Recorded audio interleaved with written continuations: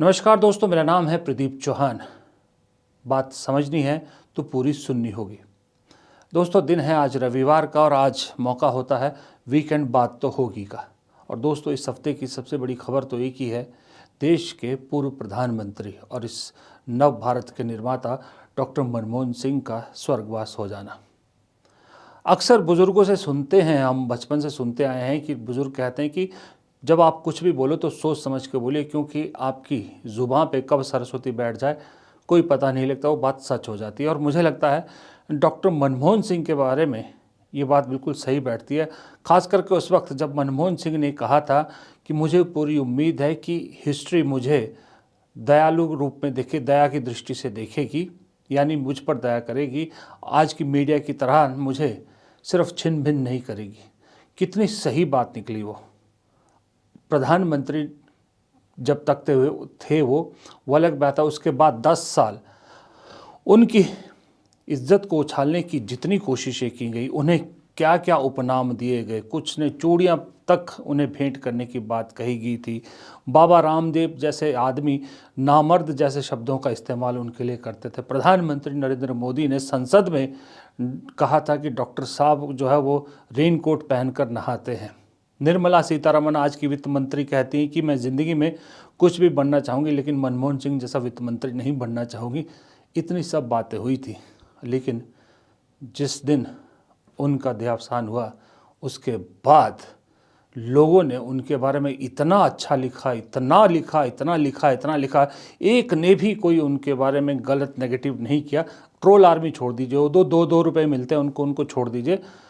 दुनिया भर के बड़े बड़े लोगों ने, बड़े बड़े नेताओं ने उनके बारे में इतना अच्छा लिखा कि आज ये देश हैरान है सुन के।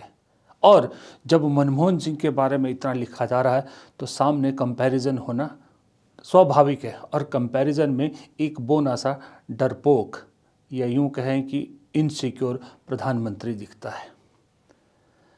जैसे जैसे मनमोहन सिंह का कद बढ़ता जा रहा है, मोदी जी का कद घटता जा रहा है। जो मोदी जी अपने आप को नेहरू के से भी ऊपर समझने लगे थे, अचानक मनमोहन सिंह की मृत्यु ने उन्हें मनमोहन सिंह के सामने ही बोना कर दिया। नेहरू तो छोड़ दीजिए। और ये बोनापन कल पर पूरे विश्व ने देखा, पूरे विश्व ने देखा ये बोनापन जब निगमबोध घाट पर पूर्व प्रधानमंत्री का अंतिम संस्कार किया गया, अंत्येष्टि की गई। जबकि आज तक सबका राजघाट या उसके आसपास जहाँ भी उनका समाधि स्थल बनता है वहाँ पर होती आई है, लेकिन बाकायदा कांग्रेस अध्यक्ष की चिट्ठी और फ़ोन करने के बावजूद, मनमोहन सिंह के परिवार की रिक्वेस्ट के बावजूद सरकार ने निगमबोध घाट पर उनका अंतिम संस्कार किया, अंत्येष्टि की, जहाँ आम लोगों के लिए होता है। और वहीं तक नहीं बात रुकी। उसके बाद जो खेल हुआ, जो राजनीति हुई, वो भी पूरी दुनिया ने देखी।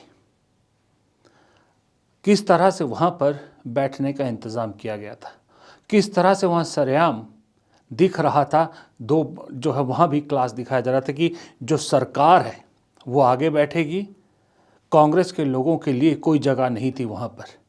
यानी वहाँ भी ये दिखाया सरकार ने कि हम एलीट क्लास हैं, कांग्रेस के लोग हमारे बीच बैठने के लायक नहीं। बल्कि कांग्रेस क्या, पवन खेड़ा के मुताबिक, कांग्रेस के मुताबिक तो वहाँ पर डॉक्टर मनमोहन सिंह के परिवार के बैठने की भी पूरे इंतज़ाम नहीं किए गए थे। उनके परिवार को बाहर से ढूंढ कर लाना पड़ा था। बाकायदा एक ट्वीट के ज़रिए पूरी लिस्ट पवन खेड़ा ने पूरा इवेंट रखा है कि किस तरह से सारी बदइंतज़ामी वहाँ पर की गई और किस तरह से सिर्फ और सिर्फ प्रधानमंत्री मोदी को चमकाने के लिए अकेले दूरदर्शन के कैमरे को कवरेज के लिए अंदर जाने दिया गया, बाकी सबको बाहर भेज दिया। न आपकी एजेंसी अंदर अलाउड थी, सिर्फ दूरदर्शन अलाउड था अंदर, और दूरदर्शन कवरेज प्रधानमंत्री और मंत्रियों पे दे रहा था। अरे साहब, जिनकी अंत्येष्टि है उनके परिवार पर आपका फोकस नहीं है। हर जगह क्या प्रधानमंत्री को ही आगे लाना है? किसी और की अंत्येष्टि हो, कांग्रेस पार्टी के नहीं, वो पूरे देश के एक सपूत की अंत्येष्टि हो रही है, प्रधानमंत्री पर फोकस किए जा रहा है दूरदर्शन। और मनमोहन सिंह जी के परिवार के लिए फ्रंट रो में 3 कुर्सियां, उनकी 3 बेटियां हैं, उनकी पत्नी है, उन बेटियों के परिवार हैं। कांग्रेस के नेताओं ने संघर्ष करके, जद्दोजहद करके और कुर्सियां लगवाई फ्रंट रो में।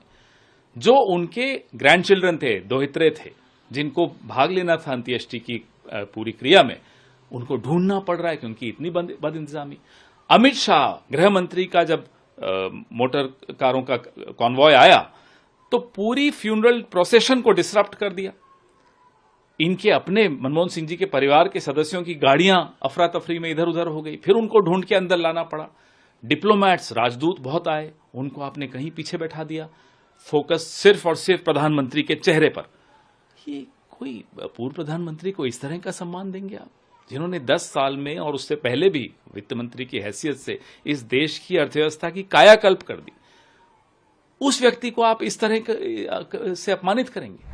और वो पवन खेड़ा के बोलने की भी ज़रूरत नहीं। हम सब ने कल अपने अपने टेलीविज़न चैनल पे या सोशल मीडिया पे देखा है कि किस तरह से 2 सेकंड के लिए वहाँ पर अंत्येष्टि पे कैमरा जाता था, फिर 30 सेकंड के लिए यूं पैन होता था और प्रधानमंत्री और उनके साथियों पर फिक्स हो जाता था। और जैसे ही अगर गलती से कहीं राहुल गांधी फ्रेम में आ जाते थे फिर तो वो 2 सेकंड भी टिकता नहीं था कैमरा। ये हम सब ने देखा और इस पूरी दुनिया ने विजुअल देखे। बड़े शर्म की बात है कि इस देश के एक ऐसे प्रधानमंत्री के साथ ऐसा हुआ जिसने सही में आर्थिक सुधार अगर वो नहीं शुरू करता, वो इंसान वित्त मंत्री के तौर पर, बाद में प्रधानमंत्री के तौर पर जितने एक्ट्स वो लेकर आया, अगर ये सब योजनाएं नहीं होती तो शायद आज मोदी जी की भी टाटा बाय बाय हो गई होती। मोदी जी ने अगर उनकी स्कीमों को नए लिफाफे में डालकर नहीं बेचा होता तो मोदी जी किस बात की डींगे हाँकते। लेकिन ये हुआ और ये जो सम्मान मिलना चाहिए था वो नहीं मिला, वो भी पूरी दुनिया ने देखा। पवन खेड़ा ने भी कहा कि राजदूत तो कहीं पीछे बिठा दिए थे, दिख भी नहीं रहे थे, बताइए और तो कौन दिखेगा। खैर, वो इनसिक्योरिटी दिख रही है साफ की। लेकिन आज ये इनसिक्योरिटी पे मैंने कल भी बात की थी, लेकिन आज मैं बात करना चाहता हूँ कुछ एहसान फरामोश लोगों पर। ज़िंदगी में हमें जो है, मेरे दादाजी एक बात कहा करते थे, आपके भी बहुत सारे बुज़ुर्गों ने कहा होगा कि ज़िंदगी में कुछ भी बन जाना लेकिन एहसान फरामोश कभी मत बनना। जिस इंसान ने कभी आप पे एहसान किया हो उसको कभी मत भुलाना, चाहे वो इंसान आपके साथ कितना ही बुरा व्यवहार करे। एहसान फरामोशी मेरे हिसाब से सबसे बड़ा क्राइम है, सबसे बड़ी जलालत है, सबसे बड़ी कायरता है। लेकिन आज कुछ एहसान फरामोश हैं जिनका चेहरा दुनिया देख रही है। देखिए, ज्योतिरादित्य सिंधिया ट्वीट कर रहे हैं कि कांग्रेस राजनीति कर रही है, मनमोहन सिंह का सम्मान नहीं किया कांग्रेस ने कभी भी, गांधी परिवार का ही सम्मान होता, अटल बिहारी वाजपेयी का सम्मान। अरे छोड़िए, जो ट्वीट में लिखा यह जो शख्स है ज्योतिरादित्य सिंधिया, जब ऐसी बात लिखता है ना तो ज़्यादा तकलीफ होती है। कितनी ही बार सोनिया गांधी ने कहा था कि मेरे एक नहीं 2 बेटे हैं, और दूसरा बेटा ज्योतिरादित्य सिंधिया को कहा था। अरे कम से कम जिस औरत ने आपको अपना बेटा कहा, दिल से ना माना हो लेकिन ज़ुबान पे से ही कम से कम उसकी इज्जत तो रखिए। खैर छोड़िए, वो पहली शर्त थी बीजेपी में आने की और मंत्री बनाने की कि तुम कांग्रेस को गालियां दोगे, गांधी परिवार को ज़्यादा गालियां दोगे।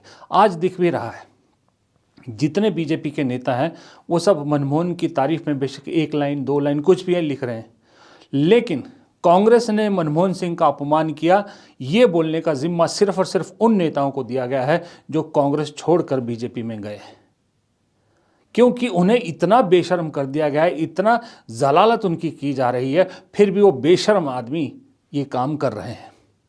ये बेशर्म ज्योतिरादित्य सिंधिया भूल जाता है कि एक यंग एमपी, इनसे कई सीनियर एमपीज थे उस वक्त, लेकिन फिर भी सोनिया गांधी और मनमोहन सिंह दोनों ने तय किया कि ज्योतिरादित्य सिंधिया को मंत्री बनाया जाएगा। वरना ज्योतिरादित्य सिंधिया से काबिल और सीनियर बहुत सारे सांसद थे और सरकार भी यूपीए की थी, कांग्रेस की अकेली की सरकार नहीं थी, 15 दलों की सरकार थी। उसके बावजूद इस शख्स को मंत्री बनाया गया। तब इसे मनमोहन सिंह का अपमान दिखा नहीं था। तब क्यों नहीं बोला था कि मनमोहन सिंह को प्रधानमंत्री तो बना दिया लेकिन अपमान किया जा रहा है। अरे कैसे अपमान किया जा रहा है, जिस शख्स को देश का प्रधानमंत्री बना दिया। सोनिया गांधी ने अपने हाथ की कुर्सी जो है वो खुद अपनी मर्जी से मनमोहन सिंह को दी, फिर मनमोहन सिंह का अपमान कैसे हो? मनमोहन सिंह तो थे भी राज्यसभा से, वो लोकसभा से भी चुन के नहीं आए थे। कैसे अपमान हुआ? वित्त मंत्री बनाया देश का, तब अपमान हुआ था उनका, कांग्रेस ने अपमान किया था। आरबीआई का गवर्नर बनाया तो अपमान कर दिया उनका। और ये शख्स उन प्रधानमंत्री के अंडर मंत्री था, तब ये अपमान दिख नहीं रहा था इनको। अपमान कब दिख रहा है?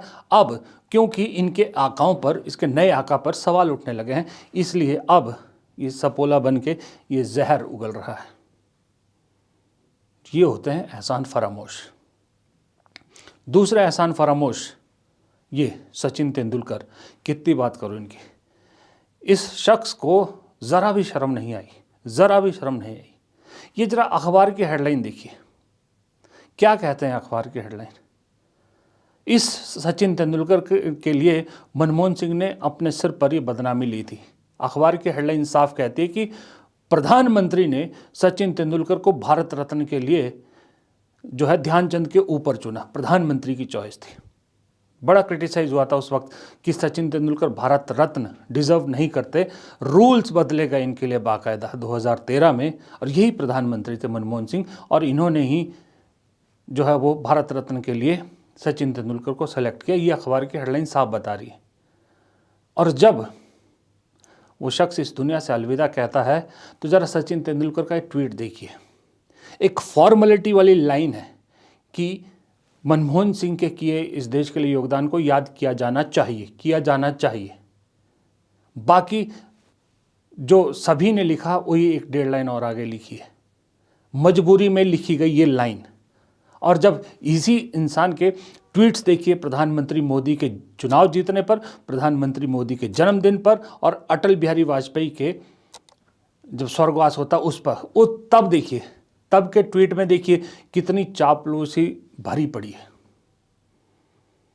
उस इंसान ने देश का सर्वोच्च सम्मान दिलाया सचिन तेंदुलकर को, उसके लिए अपने नाम पे बदनामी ली, सरकार ने रूल बदले, उसका एहसान भूल गया ये शख्स। उसकी छोड़िए, उनके अंतिम संस्कार या उनके अंतिम दर्शन के लिए ना ज्योतिरादित्य सिंधिया गए, ना सचिन तेंदुलकर गए, वो तो भूल ही जाइए। ट्वीट में भी कम से कम आप ट्विटर पे, एक्स जिसको आप कहते हैं, उस पर तो कम से कम कुछ खुल के कह दीजिए। इतना भी दम नहीं रखते क्या? इतनी डरपोक है, इतने तुम काय के हीरो हो। ये दूसरा एहसान फरामोश। और तीसरे एहसान फरामोश बॉलीवुड इंडस्ट्री, जिसमें मिस्टर अमिताभ बच्चन को मैं सबसे आगे रख रहा हूँ, इसीलिए उनकी शक्ल मैंने लगाई है, क्योंकि वो सबसे सीनियर और सबसे बड़े नेता है, सबसे बड़े अभिनेता है, माफ़ कीजिएगा। बॉलीवुड को इंडस्ट्री का दर्जा दिलाने की मुहिम में सबसे आगे अमिताभ बच्चन अक्सर बोला करते थे। और मनमोहन सिंह जब वित्त मंत्री थे तो उन्होंने ही आखिर में ये इसका रिकमेंडेशन दिया था कि जो मुंबई फिल्म इंडस्ट्री है इसको एक इंडस्ट्री का दर्जा मिलना चाहिए। सरकार चली गई, उसके बाद मिली जुली सरकार आई, लेकिन उसके बाद जब वाजपेयी की सरकार आई तो वाजपेयी की सरकार ने इंडस्ट्री को दर्जा दिया, लेकिन इसकी रिकमेंडेशन मनमोहन सिंह ने की थी।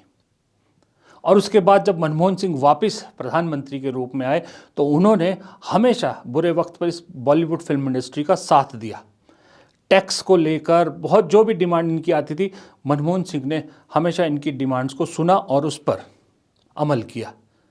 लेकिन आज इसी एहसान फरामोश बॉलीवुड से एक दो लोगों को छोड़ के, हंसल मेहता या एक दो और लोगों को छोड़कर किसी में इतना जिक्र नहीं कि मनमोहन सिंह की मृत्यु पर 2 लाइन लिख दे, शोक संदेश के तौर पे अपने फैंस को 2 लाइन लिख दे। किसी बड़े अभिनेता की हिम्मत नहीं हुई। ये है रील के हीरो, ये है खोखले हीरो, जिनको मैं खोखले सितारे बोलता हूँ। शर्म आनी चाहिए इन लोगों को। फिर कहते हैं कि दुनिया हमें फॉलो करे, फिर चाहते हैं कि देश के नौजवान इनको फॉलो करें। क्यों फॉलो करें इनको? इससे अच्छा किसी फौजी को ना फॉलो करें, किसी भी जात किसी भी धर्म का हो, लेकिन जब देश की रक्षा की बात आती है वो सबके आगे छाती ताने खड़ा होता है, बॉर्डर पे खड़ा रहता है। वो असली हीरो हैं। ये सब नकली हीरो हैं और नकली दुनिया में रहते हैं। असली दुनिया, खैर एक चीज़ के लिए मैंने परसों के वीडियो में भी कही थी कि मोदी जी की तारीफ़ करनी पड़ेगी, और मैं कभी भूलूंगा नहीं ये मोदी जी के बाद भी ये हिंदुस्तान को ये चीज़ याद रखनी चाहिए कि मोदी जी ने चाहे डरा के ही सही, लेकिन इनकी ऐसे खोखलों की हैसियत तो सामने ला दी, ऐसे खोखलों की असलियत तो इस देश के सामने ला दी कि ये कितने अंदर से डरपोक और कितने सहमे हुए हैं, कितने पावर से डरने वाले लोग हैं ये लोग। ये पावर के खिलाफ लड़ने वाले नहीं, डरने वाले लोग हैं।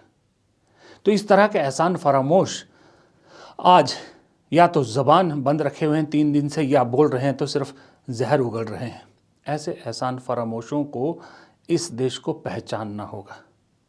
अरे इस मामले में कम से कम बीजेपी के लोग ही इनसे बेहतर है, चाहे नेगेटिव ही सही कुछ बोल तो रहे हैं। अब आप ये देखिए, उड़ीसा के उप मुख्यमंत्री हैं, इनका नाम है शायद केवी सिंह इनका नाम है, उड़ीसा के उप मुख्यमंत्री है। बोलने के लिए क्या बोल रहे हैं पहले आप सुनिए। Late Dr. Manmohan Singh was the first Prime Minister of the Congress who was outside the Nehru Gandhi family. ये उड़ीसा के उप मुख्यमंत्री हैं, याद रखिएगा। कह रहे मनमोहन सिंह पहले प्रधानमंत्री थे जो नेहरू गांधी फैमिली से नहीं थे। अरे भाई साहब, तुम्हारी पूरी पार्टी कल से लेकर जिसका नाम जब के कांग्रेस को क्रिटिसाइज कर रही है, कम से कम उसके बारे में तो सोचो। पीवी नरसिम्हा राव, वो कौन सा नेहरू गांधी फैमिली से थे? क्या वो इस देश के प्रधानमंत्री नहीं मानते आप उनको? 5 साल प्रधानमंत्री रहे, जब मनमोहन सिंह तो वित्त मंत्री थे उसमें। उसको भी ये शख्स भूल गया इस चक्कर में कि भाई कांग्रेस की बेइज्जती करनी थी, कि कहते हैं मनमोहन सिंह पहले नॉन गांधी नेहरू कांग्रेस के पीएम थे। बताइए, ये हालत है। अरे इस देश की सरकार से अच्छे तो पाकिस्तान का गांव है, गाह गांव।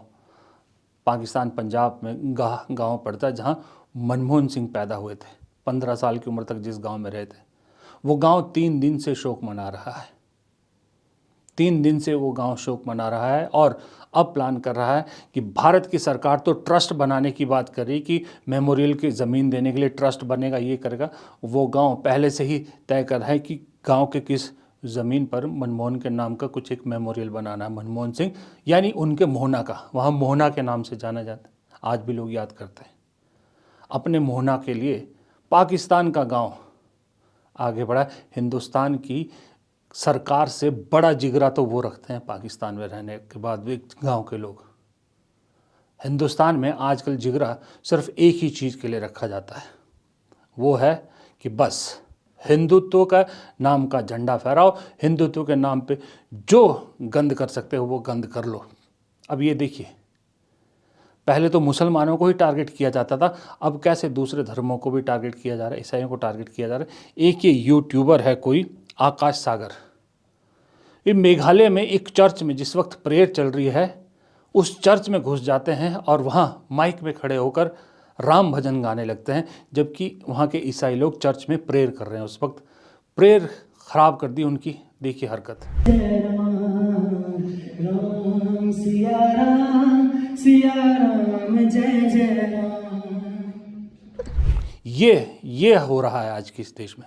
इसके लिए कोई जिगरे की ज़रूरत नहीं। ये तो हर टुच्चा आदमी आजकल इसके नाम पर खूब बदमाशी कर रहा है, खूब दबंगई कर रहा है।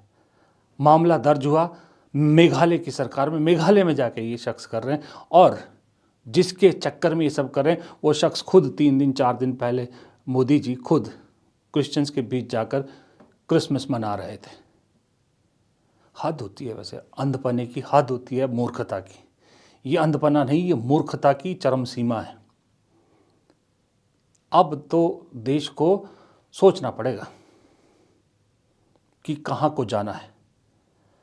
लेकिन मुझे कहीं ना कहीं ऐसा लग रहा है इस सब के बीच में देश में बदलाव की महक आनी शुरू हो चुकी है। मुझे आपको अगर मैं सही बात बताऊं, आखिर में मैं अगर इसको कंक्लूड करूं, तो देश में बदलाव की महक आनी शुरू हो गई है। वो महक ऐसे आई कि बिना किसी इनिशिएटिव के, बिना किसी के कहे, मनमोहन सिंह के बारे में जो इतना पॉजिटिव रिस्पांस पूरे देश में आया, इतना लोगों ने उनको पढ़ लिया और इतना अच्छा लिख रहे हैं, वो किसी ने कहा तो नहीं था उनको। और कंपैरिजन फिर सीधा मोदी से किया जा रहा है। ये भी किसी ने किसी को नहीं कहा, ना हमने कहा ना किसी और ने कहा। ये लोग अपने आप कर रहे हैं। अपने आप लोग अब इन चीज़ों को सामने लाने लगे, बातें करने लगे, तो कहीं ना कहीं इस देश में बदलाव की महक आनी शुरू हुई है। जाते जाते मनमोहन सिंह एक और अच्छा काम कर गए कि इस देश में बदलाव की महक छोड़ गए हैं। अब ये महक आंधी के रूप में जल्द बदलेगी। अब निराश होने की ज़रूरत नहीं है, चीज़ें जल्द बदलने वाली है और भारत पहले जैसा प्यार से रहने वाला, अलग अलग रंगों वाला भारत, अलग धर्म जातियों वाला भारत, फिर से रंग बिरंगा भारत आपको हमको दिखाई दे सकता है। फिलहाल इस वीडियो में इतना ही। वीडियो पसंद आए तो मेरे चैनल को सब्सक्राइब ज़रूर कीजिएगा अगर आपने अब तक सब्सक्राइब नहीं किया है। वीडियो को लाइक करना मत भूलिएगा, सिर्फ लाइक का बटन दबाना होता है। और कमेंट बॉक्स में अपनी राय भी आप दे सकते हैं। नमस्कार।